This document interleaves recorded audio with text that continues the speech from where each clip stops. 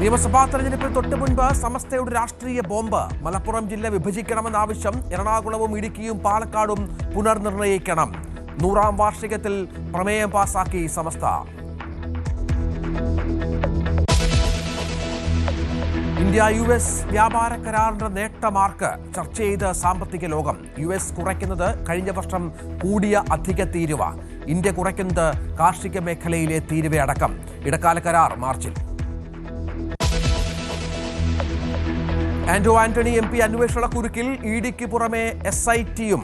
ED അന്വേഷിക്കുന്നത് 2 കോടി വാങ്ങിയെന്ന Nedumparambil finance ഉടമയുടെ വെളിപ്പെടുത്തൽ. SIT അന്വേഷിക്കുന്നത് പോറ്റിയുമായുള്ള ബന്ധം.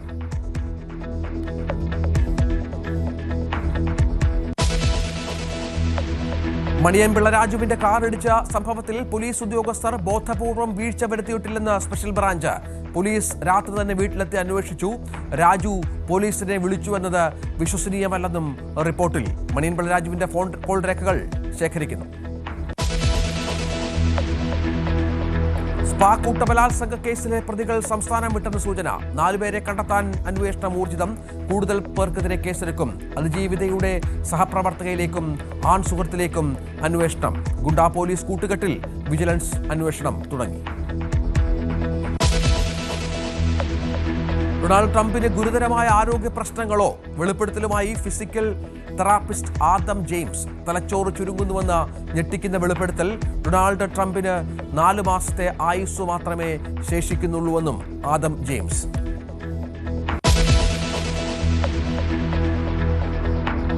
രണ്ട് ദിവസത്തെ സന്ദർശനത്തിനായി നരേന്ദ്രമോദി മലേഷ്യയിൽ. മലേഷ്യൻ പ്രധാനമന്ത്രിയുമായി ഇന്ന് കൂടിക്കാഴ്ച.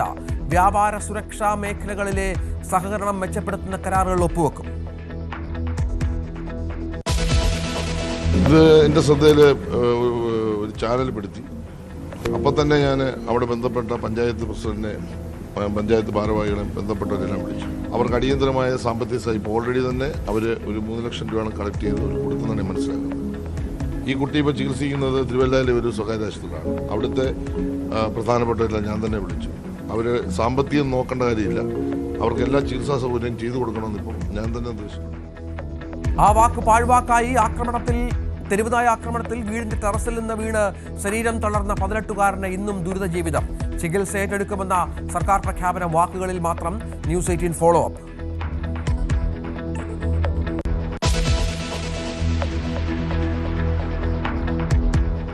സന്തോഷ് ട്രോഫി ഫുട്ബോളിൽ ഇന്ന് കലാശ പോരാട്ടം. കേരളത്തിന് എതിരാളികൾ സർവീസസ്. കേരളത്തിന്റെ ലക്ഷ്യം 8ാം കിരീടം. പോരാട്ടം അസമിലെ ദഖ്വാഖാനയിൽ.